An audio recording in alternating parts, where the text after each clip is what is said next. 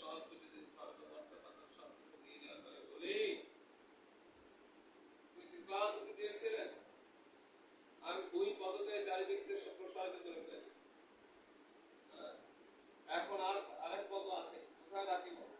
কিন্তু প্রভু আপনার ভাষা হলো না, আবার অনেক মধ্যে 2 পদের সব কিছু হয়ে গেছে। বলেন না, তখন তার স্ত্রীকে বলছেন, আরে বাবা তুমি মাথারও তো এখনো আছে, মাথাটা সমর্পণ করো, ওইটা সমর্পণ করলে তোমার জীবন সার্থক হবে। মাথা নত করেছেন আর সেই ভগবানকে সুতালকে পাঠিয়েছেন। বলছে স্বর্গমণ্ডল মাতালের সুতালকে এত কম সম্পদ মহিমানিত আছে, সরি ভাষা। এভাবেই ভগবান তার ভক্তের সাথে লীলাবিলাস করে দেখাচ্ছে যে আমাদের যদি ভগবানের কৃপা লাগে, আমাদের মনোভাবটা কি হওয়া দরকার? আমরা পরিবারের কথা ভাবো, ভগবানের স্বর্ণগত হয়ে যা কিছু তাই।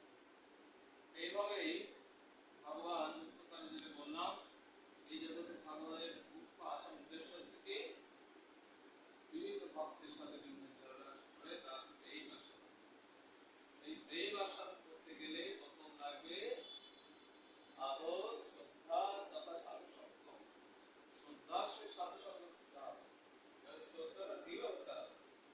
আর যখন দৃঢ় হয়ে সাধু কথা শুনবে, তখন কেউ ভজন দিবে। আর সাধু পথটা যাবে, এই পথে যাবে বাবা, এই পথটা ধর্ম করেছে, পথে যখন চলবো ভজন ক্রিয়া। আর ভজন করতে করতে কি হবে, আমাদের মধ্যে অনর্থ বিকৃতি, অনর্থ অনেক অনর্থ রয়েছে, কাম, ক্রোধ, লোভ, মদ, মোহ, মাশ্চর্য, অনেক অনর্থ। যখন ভজন ক্রিয়া শুরু হবে, যেমন শরীর মতো অনেক রোগ থাকে, যখন ডাক্তারের পরামর্শ নিতে হচ্ছে ওষুধ খায়, তখন কি আস্তে আস্তে ভিতরে রোগ সারতে শুরু করে, স্বাভাবিক সুস্থ জীবন চলে আসে। ঠিক সেরকম সাধুর কথা যখন ভজন ক্রিয়া শুরু হবে, ভিতরে অনর্থ নিবৃত্তি, অনর্থগুলো আমাদের তাড়িত করছে, ভগবানের বিপক্ষে চলাচল আমার জন্য না ভগবানের জন্য, আমার জন্য না ভগবানের দিছি দিছি বসো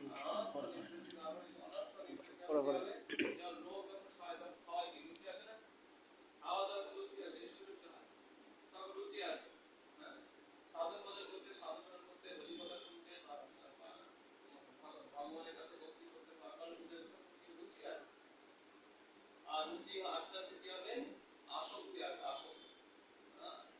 আসলে ভগবান সেবা করতে আসক্তি, যেমন যারা ভোরবেলা মনে যখন ঠান্ডা হোক গরম হোক, এত তার ভগবানের এই বসো বসো আসক্তি হয়ে যায়, যখন ঠান্ডা হোক তাই সে আর বন্ধ করতে পারে না। ভগবান করতে ভালোবাসি, ভগবান ভক্ত একটা আমি থাকতে হবে, কিন্তু কষ্ট আমি দেখি 80 বছর 90 বছর বয়স উঠতে পারে না। আমার গুরুমাতা অনেক হয়েছে, এক সময় হরিদাস ঠাকুর কি বলছে, হরিদাস কেমন আছো? ভালো নয় কেন? শরীর ভালো আছে, কিন্তু আমার মন ভালো কেন?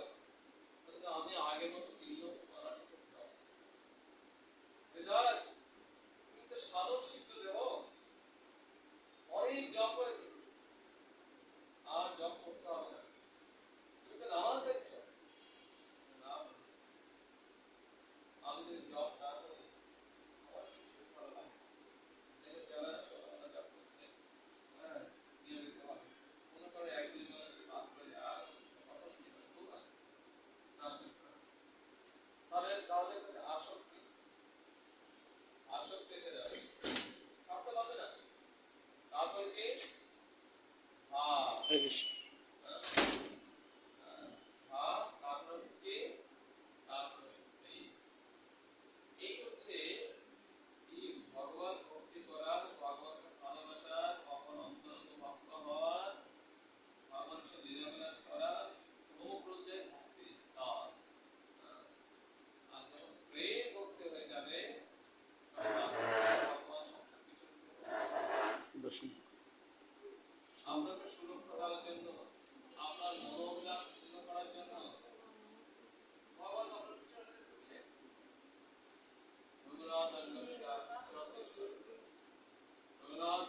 গোস্বামী যখন তিনি রাস তিনি মাত্র 3 বার সাধু সঙ্গ পেয়েছেন। প্রথমে হরিদাস ঠাকুর যখন এই পাটবাড়ির লক্ষ্মীদাকে কৃপা করে তাকে ভক্ত বানিয়ে আশ্রমের দায়িত্ব দিয়ে যখন তিনি শান্তিপুরে গেলেন, শান্তিপুরের পাশে একটা বসো পরে তো তিনি যখন পাটবাড়ি থেকে হুগলির একটা জায়গায় গেলেন, বিশেষ করে বলরাম ভট্টাচার্য অর্থাৎ রঘুনাথ দাস গোস্বামী, এটা হচ্ছে গুরুগুরু না পূজারী পূজারী বলরাম ভট্টের বাসাতে গেলেন। ওখানে যখন ছিলেন তো হঠাৎ করে রঘুনাথ দাস ছোট তিনি দর্শন পেলেন। আর দর্শন পাওয়া যখন ওনাকে প্রণাম করেছেন, যেটা বলছেন বধূষে পরশ বলি, যদি কোনো শুদ্ধ ভক্তের দর্শন হয়, দর্শনে যায় মনের ময়লা, স্পর্শে হয় ভাব।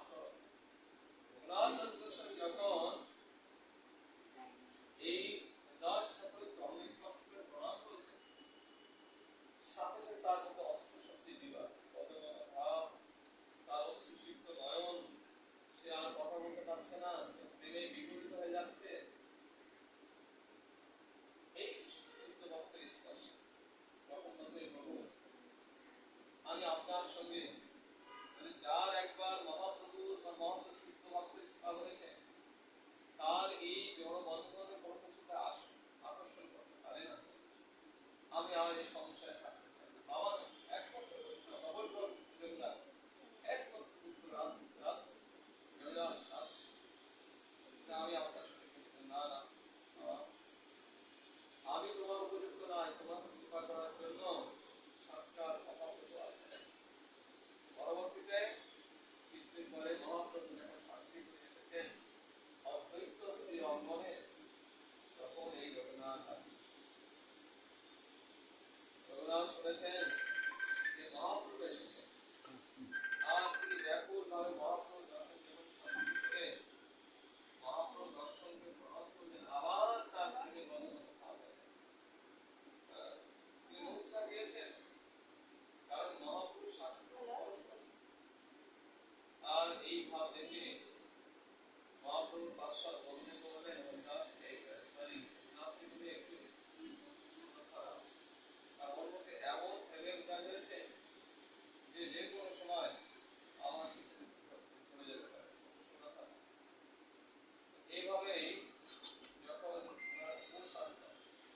মহাপ্রভু বলছেন যে মহাপ্রভু আপনি আমাকে মহাপ্রভু বলছেন না হও বাতুল, বলছে এখন তোমার প্রিয়